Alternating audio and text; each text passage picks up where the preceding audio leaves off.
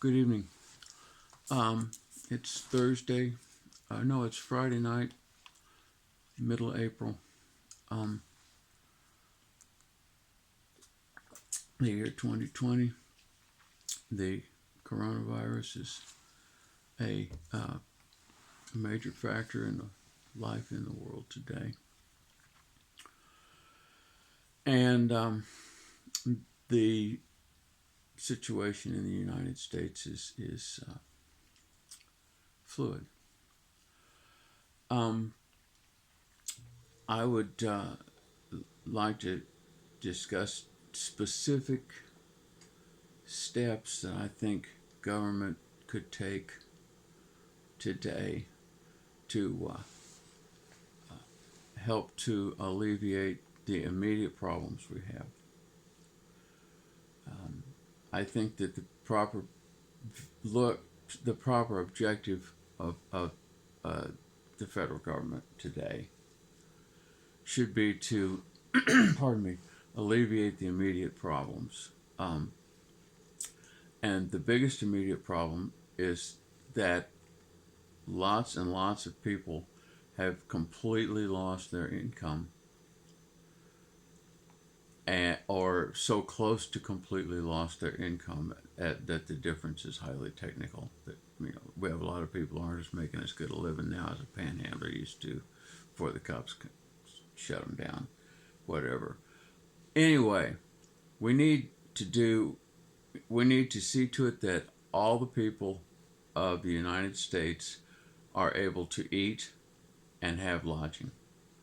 And I say this over and over, and I know it sounds way too simple, and that somehow we need to be talking about more of what the program is. But that's backwards. You have to start with your objective. You can't start with here's what we'll do. You have to start with your objective and work out. Okay. We know yesterday afternoon I listened to the audio of Nicole Wallace's show, and she talked about a food bank in Texas at which 70% of the clientele had never been to a food bank before. It's the middle of April. We didn't really begin shutting down our economy as far as making people stay home, not go out to jobs, not go out to, the problem of what's happening in the economy is real. That is to say, people aren't getting paychecks, and the only services that are getting rendered are critical needs. In other words, we have to eat, so somebody has to run a grocery store, and somebody has to work in one, and all those issues. And that's all that's running at all right now. And that means there's just not enough money flowing to keep the old practices going. People can't get food. People don't have any money. It means they can't get food. Money's not the problem. Food is the problem. Okay? Money is one solution. And injecting the money somewhere at the top of some layered structure, which we refer to as the economy, keeping businesses open and so forth, injecting money at the top of that layered structure automatically means that a lot of the money disappears before it gets to converted into food at the bottom. And we have a lot of people already, a month into this thing, we have a lot of people who are having a hard time finding enough food to eat. This is serious, and it's right on top of us.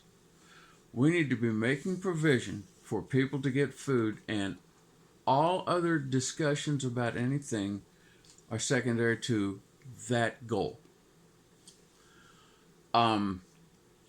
The second most critical goal is lodging. The government must provide a means that people who already have lodging can keep it. That's a minimum. We really need to fix all the people who don't have lodging.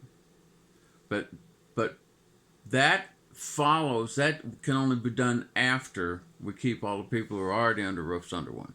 So some government policy, some law, you could address these in two ways that are obvious to me, and I'm not a legislator. Um, One is you could just create right now, because it's time, a universal basic income, and you say everybody gets enough money to buy food and have a roof over their heads and have an active life. You know, you need enough money to buy a box of bolts so you can build a cart to fit on your donkey. And, you don't need to be rich, but you need the sort of money that a veteran's disability provides now. That's how I live. I have a veteran's disability. And it's a good model for where a universal basic income ought to be. Now, there are a lot of people out there who own structures, houses, and things that a universal basic income can't support. You know, my income couldn't support a mansion. I couldn't afford to feed the house.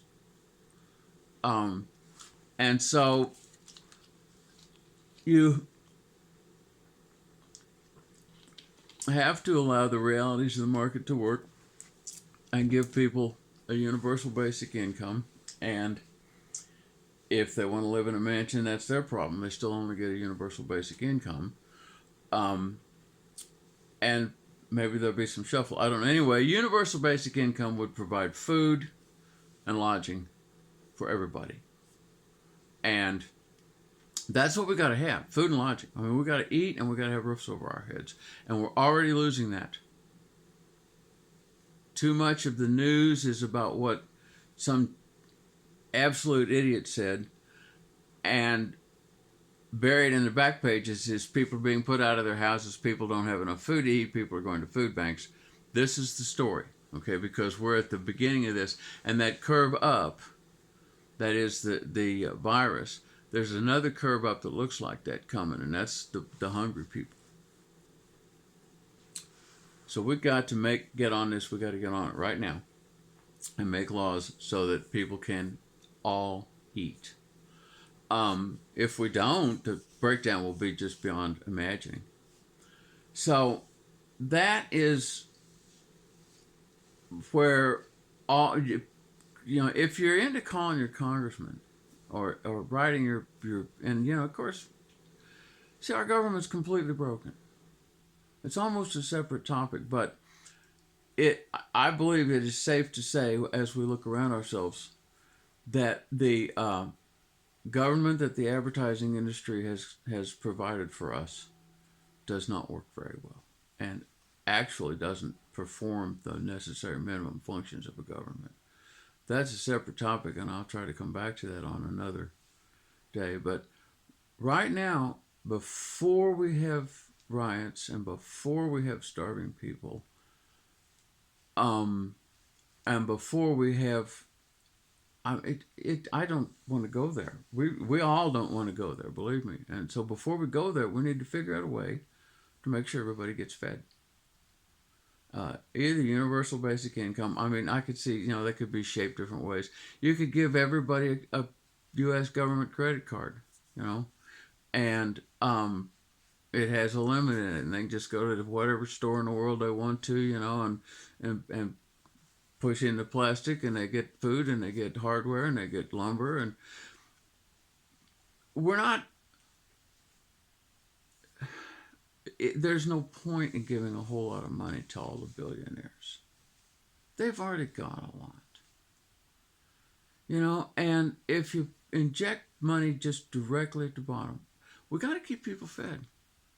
That's what we got to do. We got to do that for the next year and a half. And so if we don't,